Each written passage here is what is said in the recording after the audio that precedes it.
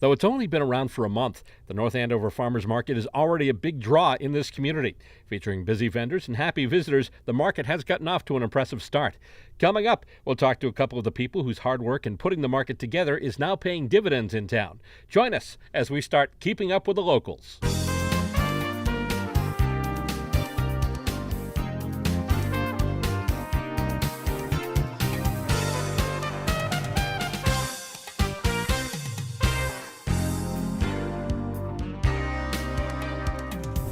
Hello and welcome to Keeping Up with the Locals.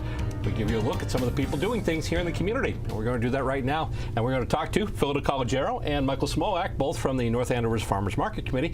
And so far it's been a really successful thing, the farmers market in general. How did the whole process get started? How far back does it go?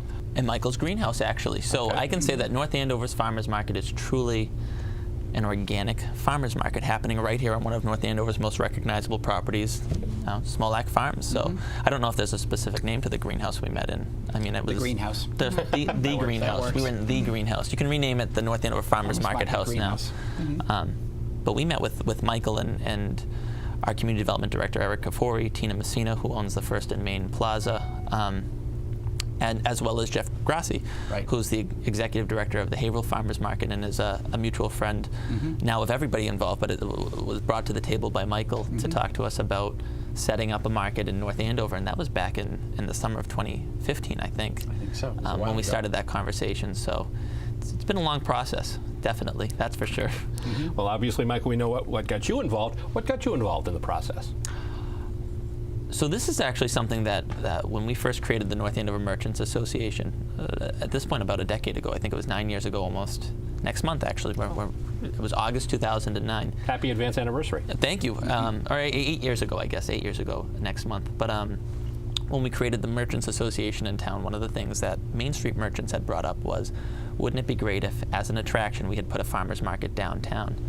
And I think a lot of it was because we used to have a supermarket down there, and it used to be convenient and easy for people in that neighborhood. And then, of course, it disappeared. So we had talked about the idea of creating it. Well, we had a few problems. The first being none of us were farmers, and so we didn't really know how to do that. Many of us were motivated because we wanted to see foot traffic downtown, but again, saying we want to have something and having the knowledge and ability to plan it and do it is a different story. Unfortunately, Michael was willing to lend a hand, as many of us found later on in our careers and volunteerism that we had time to pursue this. Michael lent us his brain and fortunately his connections, and we wouldn't be here if it weren't for Smolak Farm and to have the support again of a business like Smolak, for many reasons really is what made it possible. And that's partly true too, but also don't discount the town's involvement and Phil's involvement, which has been terrific. They've spearheaded it. You know, maybe we helped light the fire, but then they provided the tinder and it just caught fire, which is great. It's wonderful. And the thing that I liked, the reason why I got involved in it, not just for agriculture and the farmers market, but I've lived here. Well, people ask me if I've lived here my whole life, and I say, well, not yet. That's my smart answer. Nice way of putting it. But the thing is that no big surprise to anybody, the downtown North Andover could be a little bit better, and with the town hall being revitalized and it looks beautiful, and then other things happening downtown, I saw this as another piece of really making the downtown North Andover part of what the town should have as a source of pride. That is such a huge part of municipal conversations because people talk about all the time about what happens to the downtown. You've got the outlots, you've got the big box stores, and really anything that gets that downtown revitalized again, it's a great thing. Obviously, beautiful town hall there.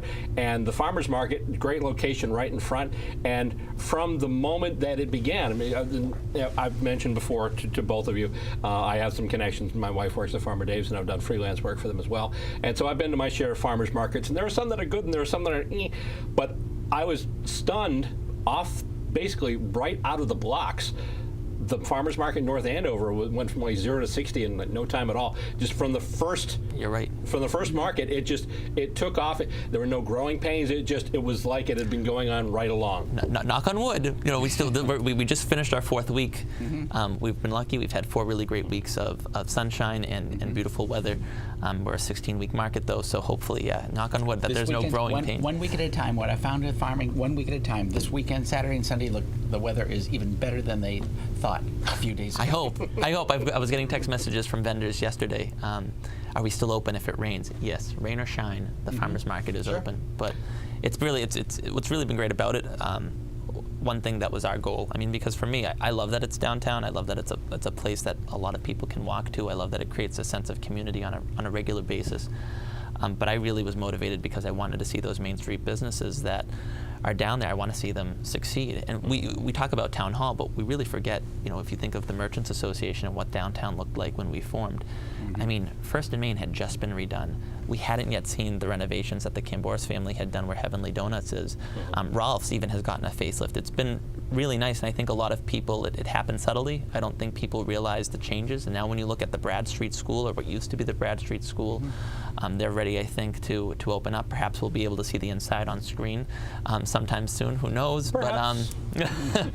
But that's really been what's exciting, is seeing how that can impact businesses on Main Street. I mean, we had the owners of Heavenly Donuts. They came by the market this past weekend, and they had said, geez, we have to come and see this because they're getting lines out the door. I mean, we heard that CVS, and certainly CVS is not the typical Main Street merchant. It's a chain pharmacy, and it doesn't change the fact, though, that they're part of this community. They had added a whole extra person to their shift when we're open. Now, that's not anything life-changing, but at the same time, if more people are able to work and there's that type of increase in business downtown, that makes it more appealing for other businesses to come and fill in some of the gaps that exist. So that's really my big goal. And we're lucky that we had businesses from outside of downtown, businesses downtown like First and Main. The owners of First and Main and the Wine Connection have been. We couldn't do this if it weren't for them. Literally couldn't. I mean, they make their parking lot available. I don't know that many people realize we use one of their vacant storefronts as a staging area, to the point where we're in there quite often. I actually don't think that the owners have a key anymore. I think that I have the only key, so I don't know. But it's really been neat to have that.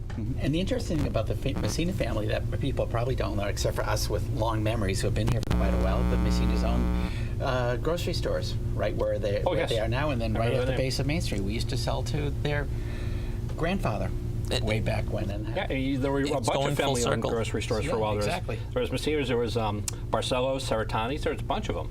Oh, and the Lembo family owned the Star Market that was there. They owned the Star Market, then they just turned it straight into Lembo's. I actually worked there when I was in high school. But so it's funny talking about my high school job. That was one of the reasons why we felt so passionately about that particular location, because everybody can remember when that was open. It wasn't just that it was a neighborhood supermarket. You used to have a lot of the people, a lot of seniors, there's senior housing around there.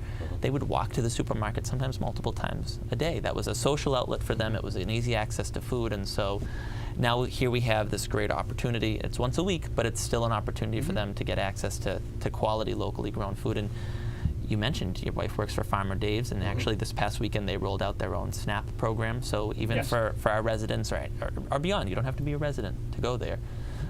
If you have SNAP benefits or food assistance from the state, we now have options available at our farmers market that you can tap into. So the Healthy Incentives Program, HIP, which ties in with SNAP, which is what they've been getting into. While we're on the subject of the vendors, tell us about some of them. We mentioned Farmer Dave's already, Small Farms, obviously, Cider Donuts. Listen, how great. You get to walk and grab Michael's Cider Donuts. I'm sure you make every single one, right? Well, I'd like to say that I do, but I'm responsible for it all. I can say that for the magical taste. Cider Donuts. No, so it's really great. We have a good cross-section of local, because for us, it's great to help our local businesses, and so to have Good Day Cafe, to have Small Act Farms there, that's important. We have Carolyn's Kitchen too, with some of her stuff, and where did she get her start? She started at my farm. Yeah, my sister was her mentor. And so we have jam produced by Carolyn's Farm Kitchen. In fact, she was our first vendor to sign up formally. Right. We have granola. We have Saluna Garden Farm, which is a new business that's locating here.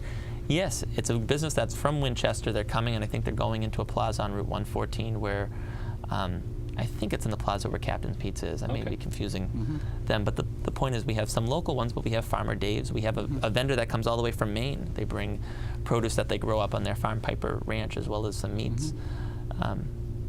Well, the neat. thing that's kind of interesting about this too is that it's part of the trend. You've seen how malls are sort of kind of like they're not building any, and Right. why aren't they? They aren't because they're not working the way they used to.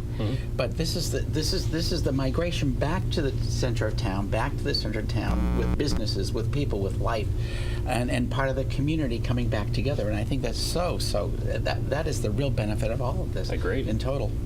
Now, as far as if someone still wants to be a vendor, is there still time to get on board?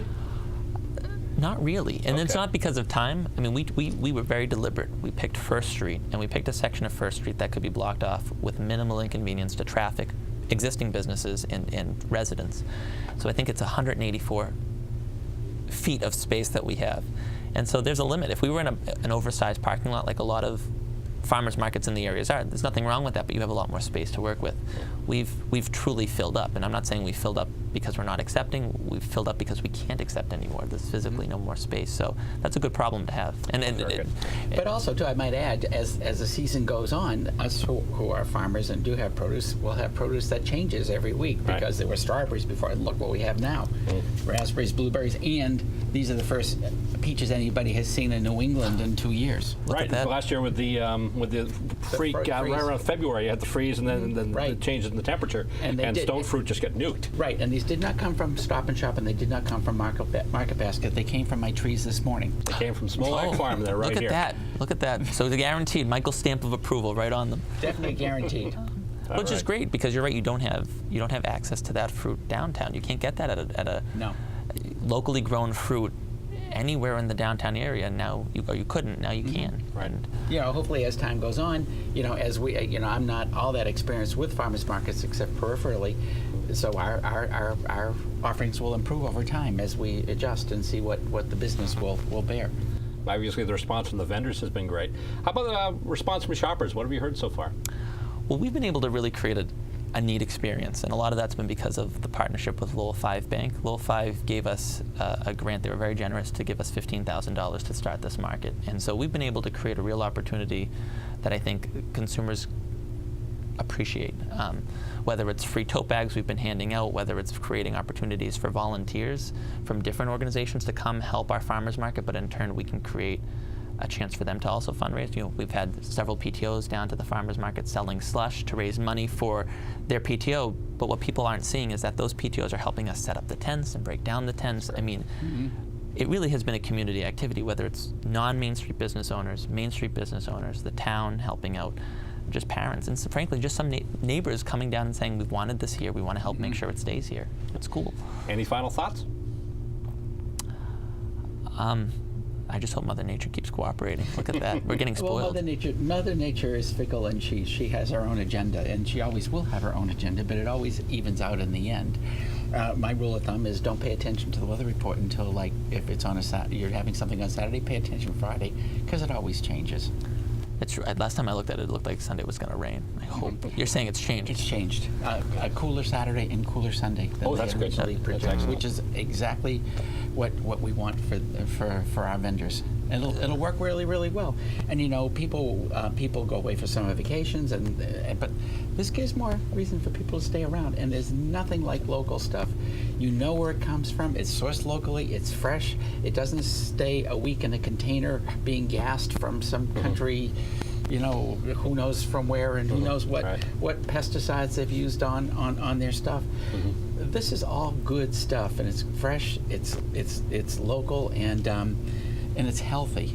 And as much as the produce is healthy, the conversation and the organic function of people talking with each other, neighbors meeting neighbors, that is really a good part of the benefit of this. You couldn't have said it any better. It's true. All right. And you're helping. I mean, this is who you're helping. I mean, this is a North Andover And business. this is the stuff right here. Exactly. So if you find a worm in your apple, you know exactly who to call and say, Well, I wasn't going to put it that way, but They want a refund. locavores rejoice, because here we are. Here we go. All right, Michael Smolak, Philadelphia College Arrow, thank you very much for coming on today, and continued best wishes to you in the North Andover Farmers Great. Market and to the farm as well. Oh, good. Thank you very much. Thank you very much for watching. I'm Bill Robert, and don't forget to join us next time when we spend some more time keeping up with the locals. Thanks for tuning in.